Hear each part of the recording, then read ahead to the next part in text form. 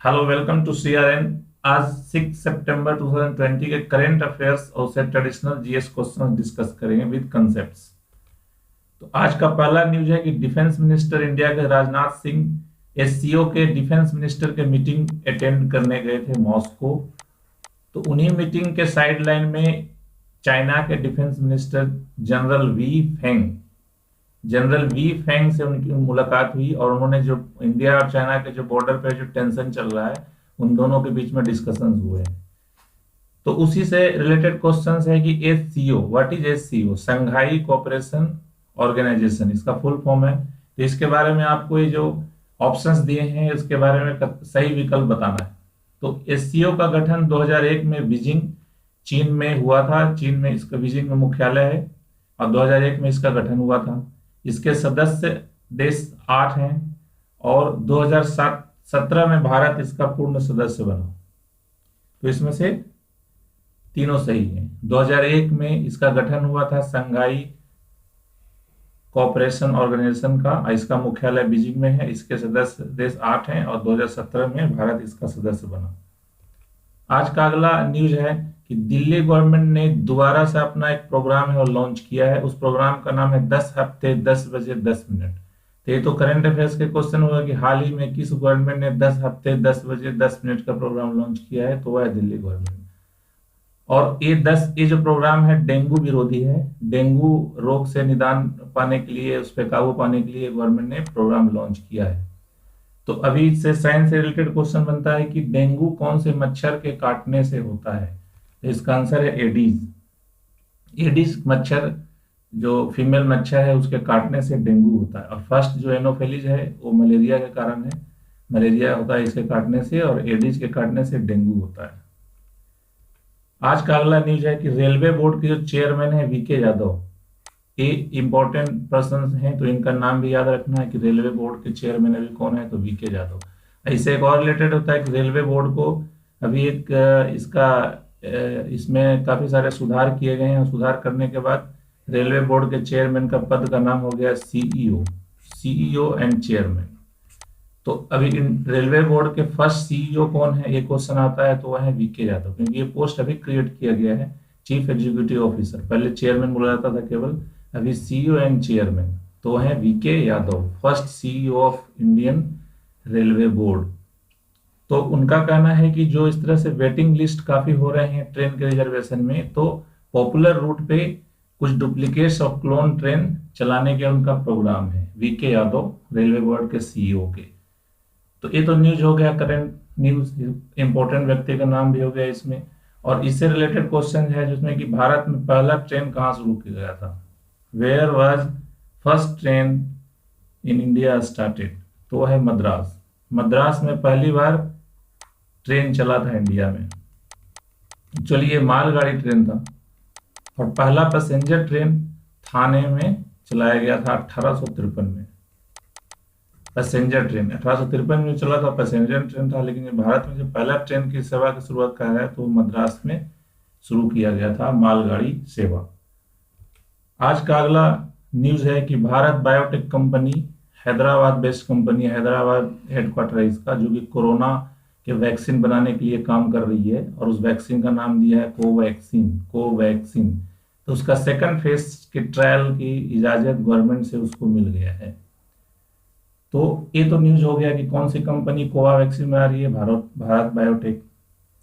अभी इससे related question ये हो गया ट्रेडिशनल क्वेश्चंस की, दुनिया में पहला टीका किसने इजाद किया था? किस वैज्ञानिक ने फर्स्ट वैक्सीन दुनिया का बनाया था? तो उस वैज्ञानिक का नाम है एडवर्ड जेनर। आज का अगला न्यूज है कि ब्राजील में के जंगलों में, जैसे अमेजन वगैरह के जंगलों में काफी दिनों से आग लगा हुआ है। तो यह स्टडी में पाया गया है कि लगभग 10% एरिया आग में जल के खत्म हो चुका है, जो वहाँ के ग्रीनलैंड्स है, जो कि वर्ल्ड के लार्जेस्ट ट्रॉपिकल वेटलैंड्स बोलते हैं। वर्ल्ड के सबसे लंबा, सबसे बड़ा ट्रॉपिकल वेटलैंड्स कहाँ पाया जाता है? तो ब्राजील में पाया जाता है। उसका 10% हिस्सा आग में जल के नष्ट हो गया है। ये बहुत ही चिंता का विषय है पर्यावरण के मद्देनजर देखा जाए तो इससे ज्योग्राफी का क्वेश्चन बनता है कि व्हाट इज ट्रॉपिकल एरिया क्या होता है? तो ट्रॉपिकल एरिया उष्ण कटिबंधीय जिसको हिंदी में बोलते हैं, वो क्षेत्र कहाँ स्थित होता है? तो यह होता है, ये दोनों ऑप्शन सही है, भूमध्य रेखा और कर्क रेखा, और भूमध्य रेखा और मकर रेखा के एरिया जो होता है उसके बीच का एरिया, उसको हम लोग उष्ण कटिबंधीय क्षेत्र बोलते हैं, या ट्रॉपिकल एरिया इंग्लिश में बोला जाए तो। अब इसको यदि मैप पे हम समझें, तो मैप में ये देखेंगे हम कि एक ट्रॉपिकल एरिया क्या होता है। मैप में देखने के बाद आप क्लियर आपको हो जाएगा कि आखिर ट्रॉपिकल एरिया होता क्या है। एक इसलिए मैंने लिया है कि कई बार न्यूज में आते रहेंगे, तो जब तक इसको आप विजुअलाइज नहीं करोगे, माइंड में समझोगे नहीं कि उष्ण कटिबंधीय क्षेत्र या ट्रॉपिकल एरिया क्या होता है, तो आपको न्यूज समझने में सहाय नहीं होगी। तो ये है जो कि कई बार आपने ज्योग्राफी क्वेश्चन ज्योग्राफी के बुक में पढ़े भी हैं, इसको रिवाइज कर लेते हैं। तो ये अर्थ का एक शेप है, इस तरह से अर्थ हमारा है, तो उसमें से जो कुछ इमेजिनरी लाइंस ड्रॉ किए हुए हैं for the convenience of study, अध्ययन के सुविधा के लिए। तो अर्थ के जो बीचों बीच, अर्थ को जो दो पार्ट में बांटता हुआ लाइन है, उसको हम इक्वेटर बोलते हैं। इसको 0 डिग्री रखा जाता है, 0 डिग्री लैटिट्यूड, अक्षांश को इक्वेटर बोला जाता है। और इससे 23.5 डिग्री यहाँ तक, ये वाला पोर्शन 23.5 डिग्री नॉर्थ एन, तो ये वाला जो रेखा है, ये रेखा, इसको ट्रॉपिक ऑफ कैंसर या कर्क रेखा बोलते हैं। ठीक है, ये उत्तरी ध्रुव में होगा, नॉर्थ पोल में।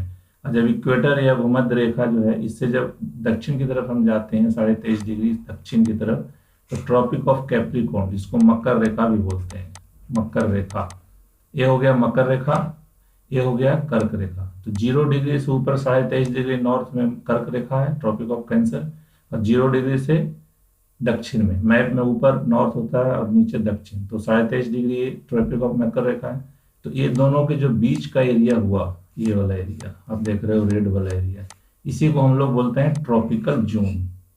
ये विजुअलाइज करो माइंड में, तो ट्रॉपिकल जोन ये एरिया है, 0 से ऊपर 23.5 डिग्री, 0 से नीचे 23.5 डिग्री। तो ब्राजील का पोजीशन यहाँ कुछ आता है। तो इन्हीं जंगलों में आग लग के करीब 10% नष्ट हो चुका है, जिसको वर्ल्ड के लार्जेस्ट ट्रॉपिकल वेटलैंड्स भी वहां मिलता है। ठीक हो गया। अब नेक्स्ट चलते हैं कि नेक्स्ट न्यूज है कि इंडिया और बांग्लादेश के बीच में अभी नदी तटीय व्यापार खोला गया है। नदी के थ्रू इंडिया और बांग्लादेश के बीच में नदी के व्यापार भी खोला गया है। ये तो करंट अफेयर्स की न्यूज हुआ कि अभी भारत के किस पड़ोसी के देश के साथ नदी तटीय व्यापार चालू किया गया, मतलब नदी के द्वारा माल का आवाजाही, तो वह है बांग्लादेश। अब बांग्लादेश और इंडिया के बीच में आए दिनों एक करंट न्यूज में रहता है, और कई बार एक ट्रेडिशनल क्वेश्चन भी बनाता है, तीस्ता जल विवाद। तीस्ता जल विवाद किस देश के बीच में है? तो है भारत और बांग्लादेश के। तीस्ता रिवर है जो भारत से निकलता है, बांग्लादेश के में भी जाता है। तो इसके वाटर के डिवीजन के लिए कौन कितना वाटर यूज करेगा, तो इन दोनों के बीच में, भारत और बांग्लादेश के बीच में विवाद चलते रहता है। तो तीस्ता वाटर डिस्प्यूट किन दोनों कंट्री के बीच में है? तो इंडिया और बांग्लादेश। आज का अगला जो न्यूज है कि अठवल्ले, रामदास अठवल्ले जो है, RPI Republican party of India, एक पार्टी है महाराष्ट्र बेस्ड, तो उसके जो अध्यक्ष हैं रामदास अठवल्ले, उन्होंने क्या बोला है कि एनसीपी जो है, नेशनल कांग्रेस पार्टी, उसको कांग्रेस में विलय कर दिया जाना चाहिए, और कांग्रेस के अध्यक्ष जो एनसीपी के प्रमुख शरद पवार हैं, उनको बनाया जाना चाहिए। तो ये इनका बयान है, रिपब्लिकन पार्टी ऑफ इंडिया के जो प्रमुख हैं रामदास अठवल्ले। तो ये बयान इसलिए इम्पोर्टेंट है कि ये बहुत ही एक पॉलिटिकल स्टेटमेंट है जो आपको ध्यान रखना चाहिए, और इसके मीनिंग निकालने की कोशिश करना चाहिए कि क्या बोलना चाह रहा है, क्योंकि आए दिनों में कांग्रेस में अध्यक्ष कौन होगा इसका विवाद चलता आ रहा है, और कांग्रेस में एक वंशवाद का भी आरोप लगता है। तो उसी के निदान के लिए एक तरीका ढूंढा है कि नेशनलिस्ट कांग्रेस पार्टी, जो कि कांग्रेस से ही टूट के बना था, शरद पवार के जो उसके अध्यक्ष हैं, इसको इसमें विलय कर देना चाहिए, और शरद पवार को कांग्रेस का अध्यक्ष नियुक्त किया जाना चाहिए। तो इससे ट्रेडिशनल क्वेश्चन आता है कि जो भारतीय राष्ट्रीय कांग्रेस है, भारत से पुरानी पार्टी, उसका पहला अध्यक्ष कौन थे? तो पहला अध्यक्ष भूमेश चंद्र बनर्जी थे। 1875 में इसकी स्थापना हुई थी कांग्रेस के, और ह्यूम एक अंग्रेज अफसर थे, उन्होंने इसका स्थापना किया था, और इनके पहले अध्यक्ष बनाए गए थे भूमेश चंद्र बनर्जी। बॉम्बे अधिवेशन हुआ था, उसमें करीब 72 डेलीगेट्स, 72 प्रतिनिधि पूरे इंडिया से आए थे, उन्होंने पार्टिसिपेट करके और वहाँ कांग्रेस की स्थापना का नींव रखा था। उसके पहले अध्यक्ष भूमेश चंद्र बनर्जी थे। आज का अगला न्यूज चलते हैं कि अभी स्टेट का, जो इंडिया के जो स्टेट्स हैं उसके ease of doing business, ease of doing business, EODB में व्यापार करने की सहजता का एक इंडेक्स हर एक साल निकाला जाता है कि किस राज्य में कितना अच्छे तरह से व्यापार किया जा सकता है। तो ease of doing index 2020 prepare किया गया, तो उसमें सबसे पहला स्थान एपी को मिला है राज्यों में। आंध्र प्रदेश को सबसे पहला स्थान मिला है ईज ऑफ डूइंग बिजनेसेस में। ईज ऑफ डूइंग बिजनेसेस जो स्टेट के लिए तैयार करता है वो है Indian government plus world bank, दोनों मिलके ये तैयार करती है इंडेक्स स्टेट्स का। तो ये तो हो गया करंट अफेयर्स की कौन सा टॉप किया है, तो एपी ने, आंध्र प्रदेश ने। और भारत को यदि विश्व के संदर्भ में देखा जाए, विश्व बैंक के द्वारा भी वर्ल्ड वाइड पे ease of doing business index तैयार किया जाता है। तो 2020 में भारत का रैंक क्या था, तो यह है 63। तो भारत का जो 63वां पोजीशन पे ऑल ओवर वर्ल्ड में ईज ऑफ डूइंग बिजनेसेस में। आज का अगला न्यूज है कि चाइनीज स्टेट न्यूज एजेंसी है जिनुआ न्यूज एजेंसी है, उसमें एक आर्टिकल छपा। उसका कहना है कि जो बॉर्डर पे जो एक्शन इंडिया का जो चल रहा है चाइना के बॉर्डर की तरफ, वह दोनों के बीच के जो समझौता है, द्विपक्षीय समझौता, बाइटरल एग्रीमेंट्स, उसका यह उल्लंघन करता है। इंडिया जो बॉर्डर पे जिस तरह से बर्ताव कर रहा है, यह है चाइनीज न्यूज एजेंसी का बयान। वो है चाइनीज न्यूज एजेंसी का नाम है जिनुआ। तो ये तो न्यूज है। न्यूज से रिलेटेड मैंने ये पूछा है, जो कई बार एग्जाम में पूछा जाता है किसी देश के जो इम्पोर्टेंट न्यूज एजेंसी है उसका नाम, तो ये आपको सही मेल ढूंढना है। तो इसमें से सारे सही है। तास, रूस के समाचार एजेंसी को तास बोला जाता है। सिनुआ या जिनुआ चीनी समाचार एजेंसी है। और अल जजीरा कहाँ की है, तो कतर देश की समाचार एजेंसी है। डॉन कहाँ की एजेंसी है, समाचार एजेंसी, तो पाकिस्तानी। तो याद रखना है आपको, तास रूस, सिनुआ चीन, अल जजीरा कतर, डॉन पाकिस्तानी एजेंसी। आज का अगला जो न्यूज है खेल से संबंधित है कि जो इंग्लैंड के बैट्समैन है यान बेल, उन्होंने आने वाले दिनों में अपने सभी तरह के क्रिकेट फॉर्मेट से रिटायर होने की घोषणा उन्होंने किया है। 2020 के डोमेस्टिक सीजन खत्म हो जाएगा, उसके बाद क्रिकेट के सभी फॉर्मेट से वो रिटायर हो जाएंगे। इंग्लैंड के बैट्समैन यान बेल, ये उनका स्टेटमेंट आया है। तो यान बेल का है कि इन्होंने 5 बार एसएस ट्रॉफी जो इंग्लैंड जीता है उसमें पार्टिसिपेंट रहे हैं यान बेल। तो ये तो करंट अफेयर्स के क्वेश्चन हो गए। अब इससे ट्रेडिशनल क्वेश्चन है, तो जो एसएस ट्रॉफी है वो किन दो देशों के बीच में खेला जाता है? क्रिकेट का एक ट्रॉफी है टूर्नामेंट, तो वह है इंग्लैंड और ऑस्ट्रेलिया। एसएस बहुत ही इंपॉर्टेंट है, कई बार पूछा जा चुका है, क्योंकि ये बहुत ही पुरानी टूर्नामेंट है। ये 1882 में चालू हुआ था सबसे पहली बार।